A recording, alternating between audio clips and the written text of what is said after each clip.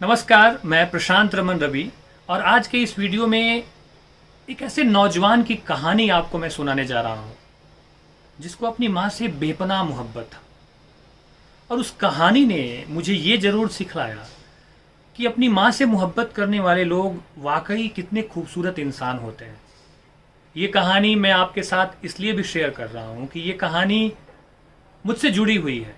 मैं इस कहानी का गवाह रहा हूँ और ये कहानी नहीं बल्कि सच्ची घटना है। कहानी कुछ यूं शुरू होती है कि गर्मियों की छुट्टी हो गई थी कॉलेज में, और जैसा कि आप सब जानते हैं कि मेरा घर मूल निवास स्थान जो है वो बिहार है, चंपारण। तो हिमाचल से पहले मैं पठानकोट जाता हूँ, वहाँ से मैं ट्रेन लेकर दिल्ली पहुँचता हूँ और फिर वहाँ से आगे मैं बिहार के लिए रवाना होता हूँ।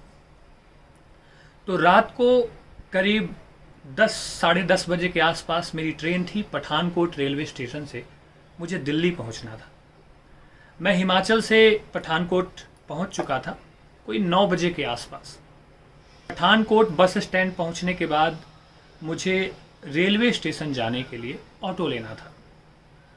सो मैं सड़क के किनारे आ गया और हर आते जाते ऑटो वाले को हाथ देकर मैं रोकता और मैं उनसे पूछता कि क्या आप मुझे रेलवे स्टेशन लेकर चलेंगे। उनका जवाब होता हाँ। फिर मैं उनसे पूछता कि आप कितने पैसे लेंगे। कोई 200 बताता, कोई 250 बताता, कोई 300 बताता। तो मुझे ये बहुत ज़्यादा लगता था क्योंकि महज पठानकोट बस स्टेशन से पठानकोट कैंट रेलवे स्टेशन की जो दूरी है वो बहुत कम है और जो वाजिब किराया था वो 50 से 60 रुपये होने चाहिए थे, क्योंकि इसके पहले भी मैं 50 रुपये देकर जा चुका था। तो मुझे मालूम था कि 50 रुपये ही किराया होता है अगर आप इंडिविजुअल जाते हैं। ये क्रम चलता रहा। इसी बीच एक नौजवान ऑटो चालक मेरे पास आकर ऑटो रोकता है और मुझसे पूछता है कि आप कहाँ जाएंगे। मैंने कहा कि मुझे कैंट रेलवे स्टेशन जाना है। उन्होंने कहा कि आप बैठ सकते हैं। मैंने पूछा कि भैया पैसे कितने लोगे। उसने जवाब दिया कि अगर आप अकेले जाएंगे तो 50 रुपये और अगर रास्ते में 4 लोग और बैठ सके तो सिर्फ 10 रुपये। मुझे उस नौजवान की इस ईमानदारी ने बहुत प्रभावित किया। मुझे लगा कि सच में यार कितना ईमानदार और अच्छा आदमी है। मैंने कहा कि मैं अकेले चलूँगा, आप मुझे ले चलें। अपना ट्रॉली बैग पीछे डाला और आराम से बैठ गया। ऑटो चालक मस्ती से गाड़ी चलाते हुए जा रहा था और इसी बीच ऑटो में उसने एक गीत बजाया जो कि बहुत खूबसूरत गीत है। आदमी मुसाफिर है, आता है जाता है, आते जाते रास्तों पे यादें छोड़ जाता है। ये गीत मेरे दिल के बेहद करीब है। मैं इसे अक्सर सुनता रहता हूँ। मुझे हमेशा से लगता है कि हर एक इंसान का जो जीवन है वो एक मुसाफिर की तरह है।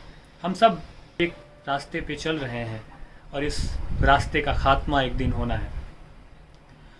कुछ दूर जब हम आगे बढ़े तो मैंने उनसे पूछा कि कैंट रेलवे स्टेशन के पास अगर कोई अच्छा खाने पीने का ढाबा हो या कोई रेस्तरां हो तो आप मुझे ज़रा बता सकते हैं तो आप मुझे ज़रूर बताइएगा, क्योंकि मुझे भूख लगी है और अभी ट्रेन के आने में लगभग 1 घंटे का वक्त था। उसने कहा बिल्कुल सर, ज़रूर। बहुत आराम से हम दोनों चलते चले जा रहे थे। इस बीच हमारे बीच कोई बातचीत नहीं हुई, लेकिन उस नौजवान की एनर्जी मुझे बहुत अच्छी लगी।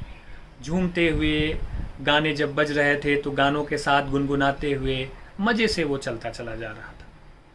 अंततः हम रेलवे स्टेशन पहुँचे और फिर जब मैं नीचे उतरा तो उसने इशारे से मुझे बताया बाईं तरफ कि आप वहाँ जाकर सर खाना खाइए। वो एक वेजिटेरियन ढाबा है और 80 रुपये में आपको बहुत लजीज खाना मिलेगा। फिर दूसरी तरफ भी उसने इशारा किया, कहा कि आप चाहें तो आप इस तरफ भी जा सकते हैं। उस तरफ एक रेस्तरां था, उसका नाम मैं भूल रहा हूँ। कहा कि आप वहाँ भी जाकर खा सकते हैं, लेकिन सर वो आपको उतना संतोष नहीं मिल पाएगा। वहाँ खाने पे आपको उतना मज़ा नहीं आएगा जितना मज़ा आपको उस ढाबे पे खाने में आएगा। मैंने कहा ठीक है। मुझे उसकी बात इतनी कन्विंसिंग लग रही थी, इतने प्यार से वो बोल रहा था, इतने सलीके से, इतनी तहजीब थी उसकी भाषा में। मैंने 50 रुपये उसके हाथ में देते हुए पूछा कि आप मुझे पढ़े लिखे मालूम पड़ते हैं। उसने कहा जी सर, मैंने BCA की डिग्री हासिल की है।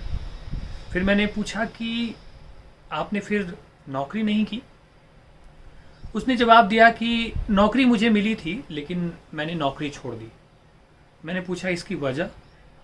तो उसने जवाब दिया कि मेरे पिता नहीं हैं सर, घर में सिर्फ अकेली मेरी माँ होती हैं और उनको कुछ ऐसी बीमारी है कि हमेशा उनकी देखभाल की ज़रूरत रहती है, तो मैं उन्हें छोड़कर उनसे दूर नहीं रह सकता हूँ।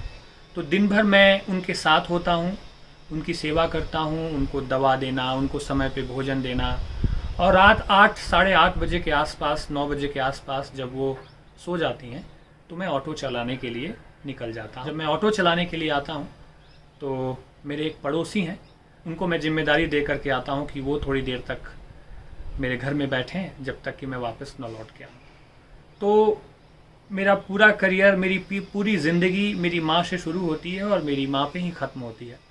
और मुझे बहुत मज़ा आ रहा है इस काम को करने में, मुझे कोई शिकवा शिकायत नहीं है कि मैं ऑटो चला रहा हूँ।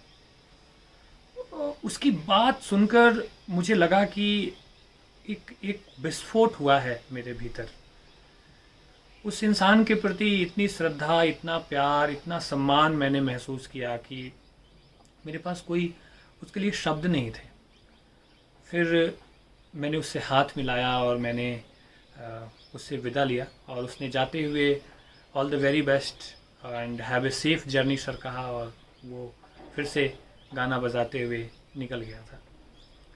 मैं ढाबे पे पहुंचा और ढाबे पे पहुंच के मैंने खाने का आनंद लेना शुरू किया।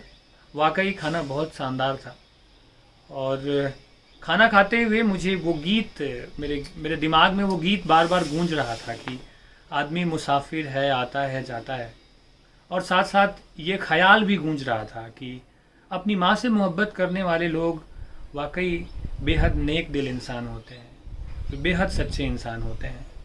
मेरा ऐसा मानना है कि ऐसे लोग जो अपनी माँ से बेपनाह मोहब्बत करते हैं, वो अपनी पत्नी से, अपने दोस्तों से, अपने रिश्तेदारों से सबसे प्यार करते हैं। उनके पास एक खूबसूरत नायाब दिल होता है, जिस दिल में सबके लिए मोहब्बत होती है, सबके लिए प्यार होता है। मैं बार बार इस घटना को बीते हुए कोई 2 से ज़्यादा साल हो गए, 2 ढाई साल हो गए, लेकिन मुझे अक्सर उस नौजवान की याद आती है और अक्सर मेरा दिल उसे सैल्यूट करने को कहता है। क्या आपका भी दिल उसे सैल्यूट करने को कह रहा है? अगर हाँ, तो आप इस कहानी को ज़्यादा से ज़्यादा लोगों तक शेयर करें, ज़्यादा से ज़्यादा लोगों तक पहुँचाएँ, ताकि ये संदेश जाए कि जो लोग अपनी माँ से मोहब्बत करते हैं, दूसरे लोग उन्हें बहुत याद करते हैं, जैसे कि मैं उस नौजवान ऑटो चालक को हमेशा याद करता हूँ।